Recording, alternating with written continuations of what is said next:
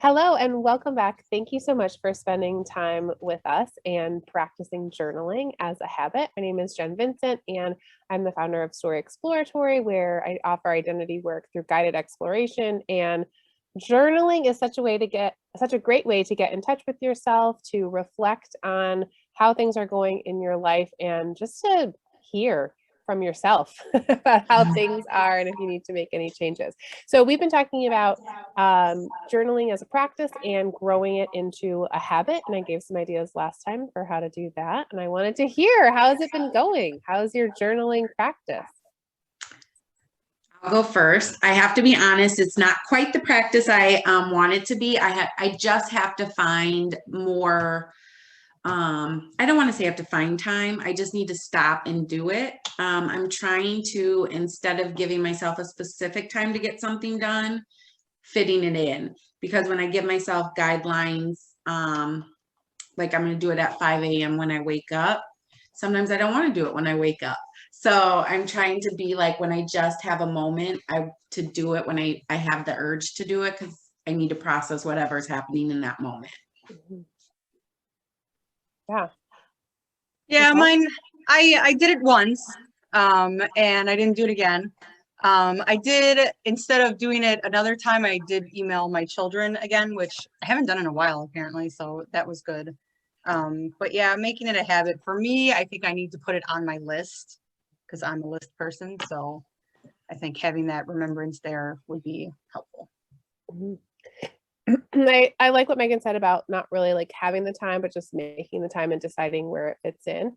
And then Nicole, like thinking of a plan of where it fits in, I think is really helpful too. And there's multiple ways you could do that. So I know when I was first starting my practice, Megan, I was like you, where I was like, don't tell me when I'm going to do it. I want to do it when I want to do it. And I wanted to find a time that felt like it flowed for me. So I just committed to at some point during the day, I was going to figure out how to get it done. And then I shifted to finding a time when it was worked best for me. So I do it now in the mornings when I feel like I'm fresh, and I figured out how to make time for that. But I also feel like scheduling it in is helpful. And you might just schedule it in by saying the night before, hey, when am I going to do it? Just to see where it fits in, or writing it down as like a commitment to say, this is when it's going to happen. I know I try to do that with my clothes the night before. Just in bed, I'm like, okay, what am I wearing tomorrow?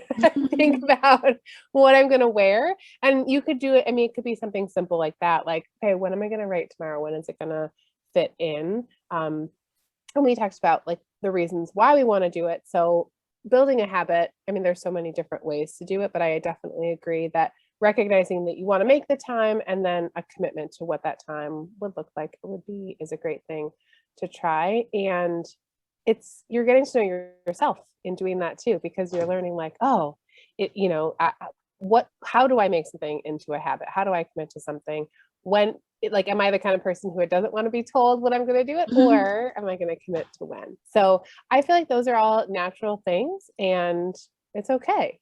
So we'll write a little bit today, and then think about maybe when we want to fit writing in our lives between the next time we meet. And I think that would be great.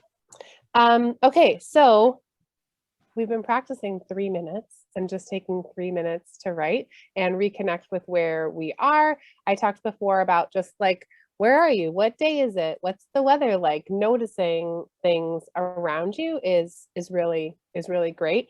Right now we're experiencing like the weather shift in the Chicagoland area. And if you've lived here at all, you know that like the spring is a very strange time. It goes back and forth between, wait, it's still winter. No, it's spring.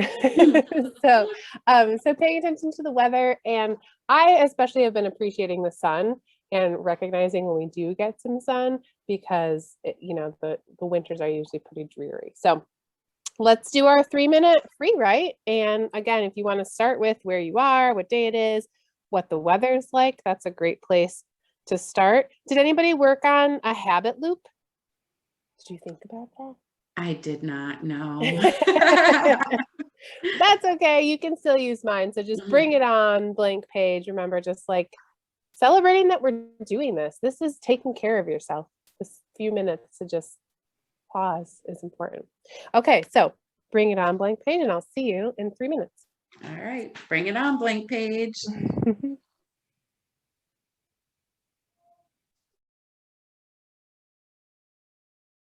Okay, friends, that is 3 minutes. You can finish your thought. Ah, and then we say, I can write, I'm a writer. Proof I is can on the write. page. Mhm. Writer. I can write. I'm a writer. I got words on the page. Woohoo! Yes, that's awesome.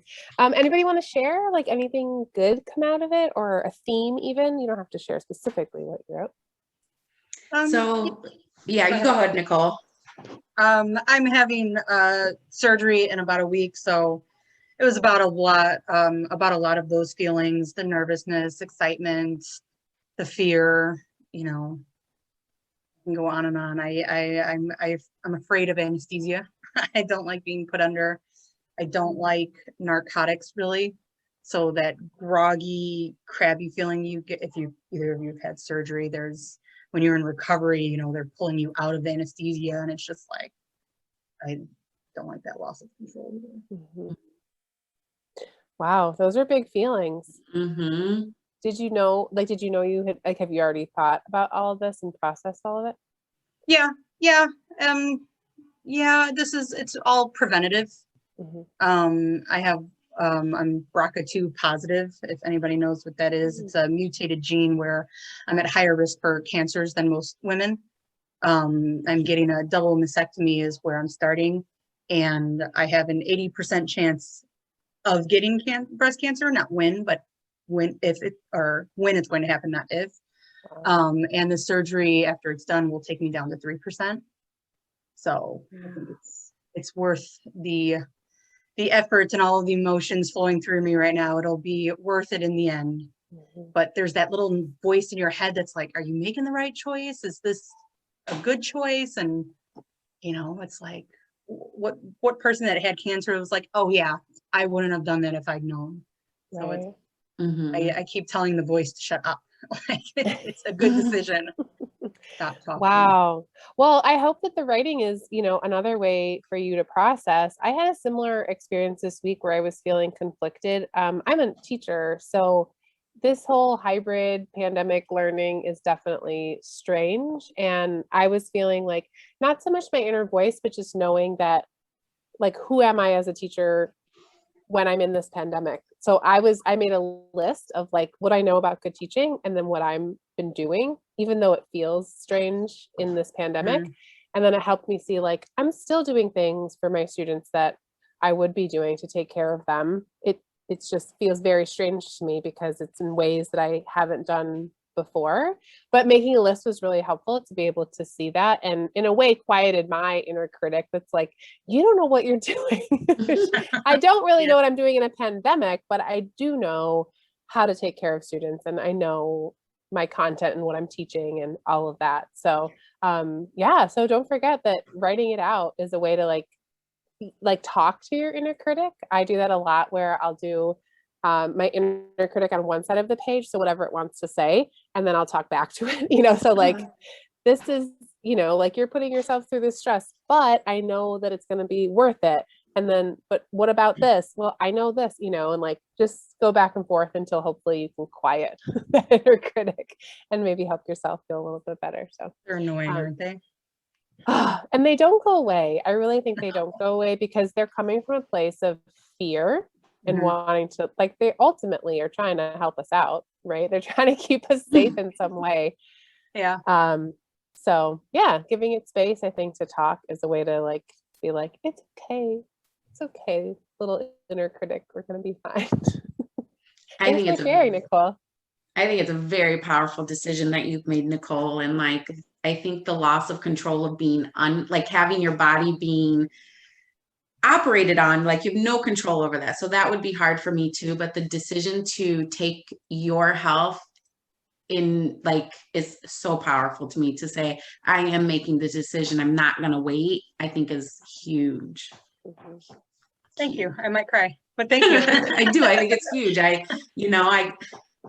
Yeah. It's a hard decision. It really is. Because, the kids, they heard surgery and they're just like, oh my God. And it's like, I'm fine. I don't have cancer. I don't have anything. It's very preventative. But but it's a hard decision. I think You the know, other powerful part is, as a woman, we don't always get to make our own choices about our body. And you making that choice and showing your daughter that you're making that choice is going to Mm. empower her in the future to say, Mm. this is my body and I'm in control. I am going to do what's right for my body. You know, it doesn't mean I have to be this one way to be a woman. I can be whatever I want. Right. And I think that is huge. I know it's so strange how, you know, we always tease men how attached they are to their parts. And it's like, yeah, say the same thing to a woman that you're going to lose your breasts. You're surprised how attached you are to them without Mhm. realizing it. Mhm. Which I didn't realize until someone was like, well, let's take them off. And I was like, oh, but what does this look like? And how does that work? And, you know, asking Yeah. all those questions. Yeah, it'll be good in the end. It's just a long, long process. It's about a year worth of surgery. Oh my gosh. Well, it's because of, well, we'll just say this is a safe place. I know it's being recorded, but whatever. I want to save my nipple. I want it. I don't want to lose it. So this is the best way for it to happen. There's still a chance that you could lose it. Mhm. But doing the surgery this way, because there's 3 surgeries that, you know, I have a higher chance of keeping it. I hope I get to keep it. Wow.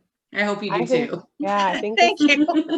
you're so brave. And part of me feels like I'm sure there are other people out there who would be empowered, just like Just to Megan hear it, is, yeah. to hear It's your funny you story. say that because I'm not really like, I mean, I'm on like Facebook and stuff like that, but putting your life out there for people is not really something I do on Facebook or anything like that. You know, you Mhm. share a happy picture of your kids or whatever, but I was thinking of recording myself and my thoughts through the journey, and maybe Mhm. if I'm ever comfortable putting it out there, because, you know, like you said, there are people that are making this decision that are going through this, or even if they do have cancer, just the idea of going through some of these surgeries is still hard. I think it'll be, even No, if I'm you, gonna cry. I think even if you Chills all never over. post it, you'll have it for Kylie and you'll have it for Tyler if the same Oh, decision ever that's has to be cute. made in the future, you know? Yeah, So I think, it is. It's genetic. So when yeah. she's 25 or older, they'll probably test her too. Mhm. Mhm. My sister's at that age where I was, because when I was younger, I was like, yeah, whatever, that sucks, you know, whatever. And it wasn't until I was like in my mid 30s that I was like, okay, maybe I should look into this. Yeah. Mhm. Mm. Yeah, I think even if you do like a voice memo or a voice note or a way to like record it, whether it's you talking it out or writing it out, I think that would be really powerful. Even for Mhm. yourself, first of all, but like Megan said, Yeah. family Yeah. members, or you I never like the know. idea of giving it to Kylie when she's older. Mhm. Cool idea. Yeah. Thanks for My sharing. my I'll be writing fine. was not that my writing was not that deep, but That's okay. I just kind of one of the things I'm really working on is feelings recognition. I know negative feelings very well. Like I know when I'm mad, I know when I'm, you know, irritated. I really know when I'm irritated. But I don't know, I can't always identify happy or joyful or those kind of feelings. So I just wrote about how I'm feeling today. Hmm. That's important. I think that's Yeah. really great. Mine was in a similar place because I'm really focusing on just appreciating things. And I notice sometimes I'll cry and associate crying with being sad. But Mm. more recently, I've been thinking about crying as like a joyful, like it's actually, I think, more of a overwhelmingly big happy feeling that I think is sadness. And then I'm like, actually, no, I'm like so happy in this moment right now. And I need to just flip how I look at it. So I'm working on like appreciating the positive things too and knowing when I am happy and holding on to them more rather than letting them wash away so easily. So Mhm. great. Oh, okay. And I love that we're like in similar spaces but in different spaces, because I do think the more we just show up to the page, you'll recognize that there are times when, you know, it's like okay, here's today and there's not much going on. And then there are other times when it is something bigger or deeper, and then you can process that as well. So like you'll notice an ebb and flow, and I think it's overall just an awareness of who we are, how we're doing, what's happening in our life, and being in touch with ourselves is such a gift that we can give to ourselves to recognize that. So awesome. Well, thanks so much for writing. I encourage you to continue to think about like habits and where you can fit it in, and to make sure that you celebrate and give yourself that pat on the back that you did it when you're done.